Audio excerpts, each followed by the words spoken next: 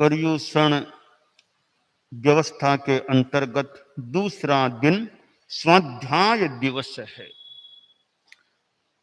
स्वाध्याय ज्ञान प्राप्ति का, जानने का एक सशक्त माध्यम बनता है। स्वाध्याय करें, पढ़ना, चितारना आदि आदि, कंठस्थ करना, ये ज्ञान वृद्धि के उपाय होते हैं। तो कंठस्थ करना भी बहुत महत्वपूर्ण होता है। परम पूज्य आचार्य तुलसी और परम पूज्य आचार्य महाप्रज्ञ जी ने कितना ज्ञान कंठस्थ किया था, कितना ज्ञान उन्होंने याद किया था। तो स्मरण शक्ति, यह कंठस्थ करने की विधा आज भी हमारे साधु साधियां समणियार कितने और गृहस्थ लोग भी कंठस्थ करने वाले ज्ञान कंठस्थ करते हैं। और ज्ञान कंठस्थ किया जाए तो उच्चारण शुद्धता भी हो तो अच्छा रहे। उच्चारण शुद्ध हो ज्ञान का, कंठस्थ ज्ञान का। देखिए, बोलने में तो उच्चारण शुद्ध हो तो लेखन भी हमारा शुद्ध हो। कहाँ ह्रस्वर, कहाँ दीर्घ, कहाँ अनुस्वार, कहाँ नहीं अनुस्वार लगाना, कौन सा स तालव्य स है कि मूर्धन्य स है या दंत्य स है, आदि आदि बातों का लेखन में ध्यान हम रखें। तो जैसे उच्चारण शुद्धि का महत्व है तो लेखन शुद्धि का भी, कि हमारा लेखन भी शुद्ध हो रहा है या नहीं। उच्चारण में हमारे घोष की शुद्धि, उच्चारण की शुद्धि रहे। अब भक्तामर सीखना है तो भक्तामर का उच्चारण शुद्ध सीखा जाए, फिर शुद्ध उच्चारण किया जाए तो बहुत अच्छा क्रम बन लोगस की पाठी याद करनी है तो उच्चारण शुद्ध है, यानी कहाँ उच्चारण में कुछ बात, यूं तो ज्ञान होना ही चाहिए, कुछ बातों पर फोकस कर लिया जाए कि ह्रस्व है या दीर्घ, यह ध्यान दे लो, ह्रस्व है या दीर्घ। एक तो बोलते हो फूल, एक है फुल। अब इंग्लिश में एक तो फुल, एक फूल, तो उच्चारण कहाँ ह्रस्व कहाँ दीर्घ, तो कितना बड़ा अंतर आ जाएगा। फुल पूर्ण, फूल मूर्ख है। तो उच्चारण शुद्ध हो, ह्रस्व और दीर्घ का हम ध्यान दे लें, पहली बात। दूसरी बात है अनुस्वार कहाँ लगाना और कहाँ नहीं लगाना, इस पर ध्यान दे लें। वह जा रहा है और वे जा रहे हैं, तो बहुवचन है तो उच्चारण है, अनुस्वार है बनान। तो यह अनुस्वार कहाँ लगाना और कहाँ नहीं लगाना, यह हमारा ज्ञान और अभ्यास ठीक रहे, या उच्चारण या लेखन शुद्धि की। इसी तरह उच्चारण में है बोलना कि है बोलना, तो लेखन और बोलना दोनों में ये नियम है कि पहली बात ह्रस्व है या दीर्घ, इसका ध्यान दे, बोलने में भी लिखने में भी। दूसरी बात अनुस्वार लगाना है या नहीं, इसका ध्यान दे ले, ये दूसरी बात हो गई। तीसरी बात है कि संयुक्त अक्षर है या पूर्ण अक्षर है, यानी आधा अक्षर है या पूरा अक्षर, इसका ध्यान दे लें, उच्चारण में भी और लेखन में भी। अब जैसे शब्द शुद्ध, तो शुद्ध में आधा दैर फिर ध है, तो आधा द छोड़ दिया, खाली ध कर दिया शुद्ध, वो शुद्ध भी अशुद्ध हो गया फिर वे। तो लेखन में भी संयुक्त अक्षर है या आधा अक्षर है पूरा, इस बात का ध्यान दे, तीसरी बात हो जाती है। चौथी बात है स कौन सा है, तालव्य है कि मूर्धन्य है या दंत्य, यानी शंकर वाला स है या षटकोण वाला स है या सरोता वाला स है, तो स कौन सा लिखना, तो उच्चारण भी उसके अनुरूप हो कि तालव्य स है तो स शंकर, यह वो श्रोता वाला सरोज, समानता, समता, यह से अलग। तो उच्चारण में भी शैर सहमित कुछ फर्क है, लेखन में फर्क है ही है। तो लेखन और उच्चारण में शय कौन सा, यह ध्यान दे करके उच्चारण करें। लिखने में भी वो ध्यान रखें, तो उच्चारण भी शुद्ध हो सकता है, लेखन भी शुद्ध हो सकता है। अब विसर्ग है तो उसका उच्चारण कैसे? एक तो जिन, एक जिन है, एक राम, एक राम है, साधु मुनि ही। तो विसर्ग है तो उस प्रकार जोर डाल करके बोलना। आगे अक्षर संयुक्त है तो पहले वाले पर उच्चारण दबाव कैसे? जैसे अध्यात्म, आधा है आगे तो अध्यात्म, एक अध्यात्म, अध्यानी अध्यात्म। तो संयुक्त है तो पहले वाले, उससे ठीक पहले वाले अक्षर का उच्चारण कैसे करना। यो ये चार बातें ये हो गई कि ह्रस्व है या दीर्घ। प्लुत नहीं है, ये भी दिनेश जी की बात है। दीर्घ है तो दीर्घ है, नहीं कि वो प्लुत है। तो रस आमतौर से हमारी भाषा में दो ही है, ह्रस्व और दीर्घ।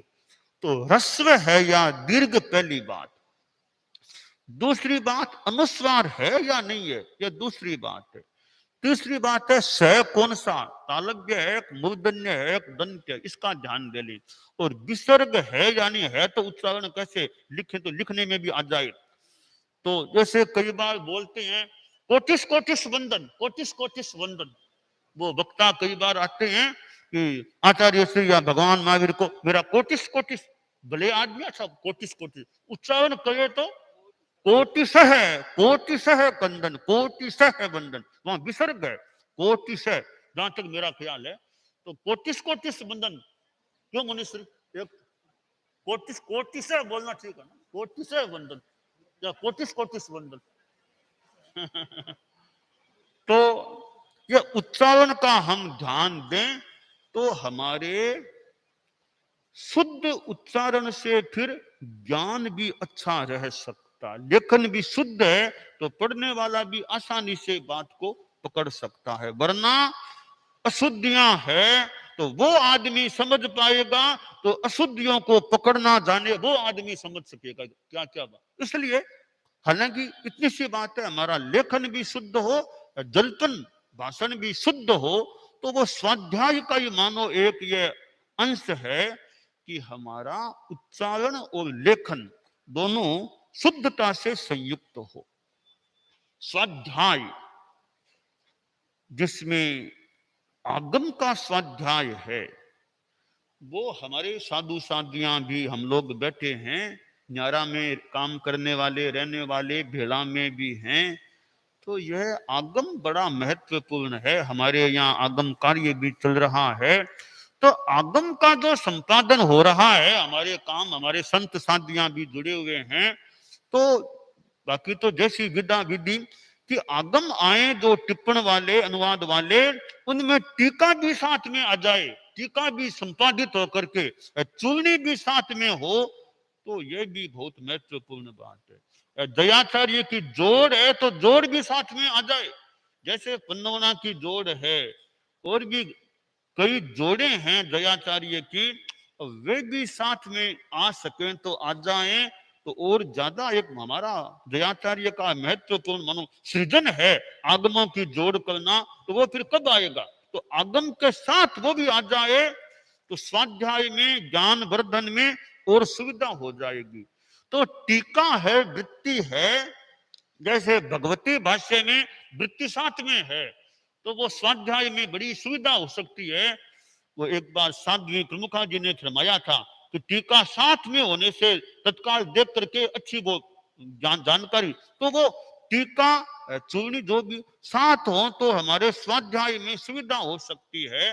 तो हमारे जो आगम का कार्य करने वाले हैं, तो वे हम ये भी बाकी यथासंभव हो तो टीका भी हमारे उन टिप्पण वाले आगमों में साथ में आ जाएं। भले एक वॉल्यूम के दो वॉल्यूम करने पड़ जाएं, दो के तीन करने पड़ जाएं, कोई बात नहीं है, तो टीका भी साथ में हो। और टीका हो सके तो संपादित रूप में वो टीका आए।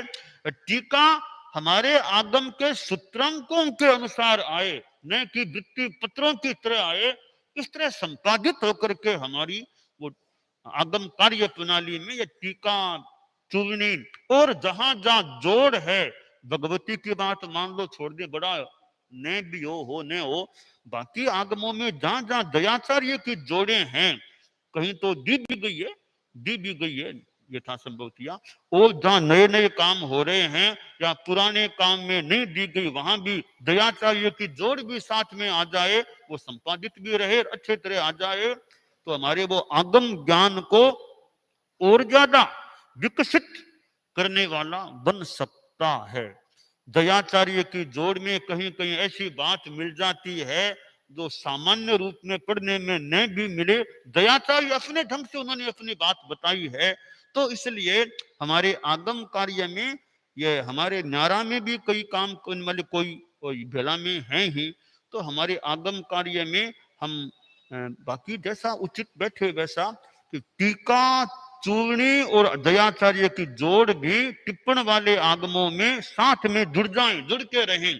थोड़ा श्रम तो ज्यादा पड़ सकता है कि टीका को भी ठीक ठाक करना, चूर्णी को करना, जोड़ को, तो श्रम तो थोड़ा ज्यादा, तो ज्यादा श्रम है, तो वो ज्यादा श्रम संभवतः सार्थक सिद्ध हो सकता है कि पढ़ने वालों का, स्वाध्याय करने वालों का, और जो साधु साधियां पढ़े, कोई विद्वान पढ़े, मनीषी पढ़े, उनको अच्छा ज्ञान देने वाले हमारे ये आगम अभी भी हैं ही वैसे मोटा मोटी तो, और ज्यादा हम उनको समृद्ध बनाने का प्रयास कर सकते हैं।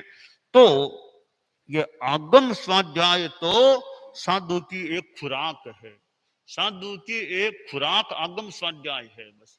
और भोजन तो माने शरीर, संयमी शरीर की खुराक मान लो, भोजन पानी धवा पर यह हमारी आत्मा, संयमी आत्मा की खुराक एक अंश में वो आगम स्वाध्याय बन सकता है। तो हमारे साधु साधियां हम लोग हैं, वो जितना टाइम बैठ सके, 10वें आलियम है, उत्तर दैनानी, वो चितारने रूप में भी, बाकी पढ़ने के रूप में भी, और आगमेतर जो हमारे ग्रंथ हैं, व्याख्या ग्रंथ हैं, भाष्य हैं, कल्प भाष्य है, निशीथ की वो चुवनी जो भी है, आदि आदि हमारे व्याख्या ग्रंथ हैं, वो भी बड़े कई विस्तृत हैं।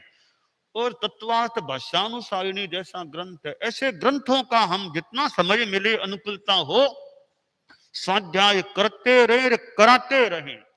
वे साधु साधियां जो दूसरों को पढ़ाते हैं, ज्ञान देते हैं, आगम आदि पढ़ाते हैं, वो भी एक अच्छा काम है। भी दूसरों को पढ़ाओ, बचाओ, चतुर्मास जैसा समय है, बचाओ पढ़ाओ, तो वो आगम स्वाध्याय, और भी ग्रंथ है उनका भी स्वाध्याय है। तो स्वाध्याय से ज्ञान बढ़ता है, और कई बार एक संयमी जीवन को अच्छा पोषण देने वाला यह स्वाध्याय बन सकता है। मानो संयमी रूपी वृक्ष को, संयम रूपी पौधे को, वृक्ष को यह स्वाध्याय अमृत सिंचन देने वाला सिद्ध हो सकता है। तो ये आज का हमारा स्वाध्याय दिवस है। चितारने का क्रम भी रहना चाहिए। हमारे साधु साधियां जितना टाइम मिले चितारना भी करें। छोटे साधु साधियां और विशेष ध्यान दे करके चितारना करो, चितारना करो। कंठस्थ ज्ञान को सुरक्षित रखने का उपाय है चितारना करते रहो। चितारना करने से कंठस्थ किया हुआ ज्ञान बना रह सकता है, और कई वर्षों बाद चितारना छूट भी जाए, कम भी हो जाए, तो वो ज्ञान कुछ कुछ दिमाग में ऐसा जम जाता है कि 10 साल तक चितारना नहीं किया तो भी वो श्लोक ऐसे दिमाग में आ सकता है। इसलिए यह चितारना बहुत अपेक्षित है ज्ञान को कंठस्थ रखने के लिए, ज्ञान को परिपक्वता का रूप देने के लिए। तो हम स्वाध्याय की भी आराधना करते रहें, यह काम्य है।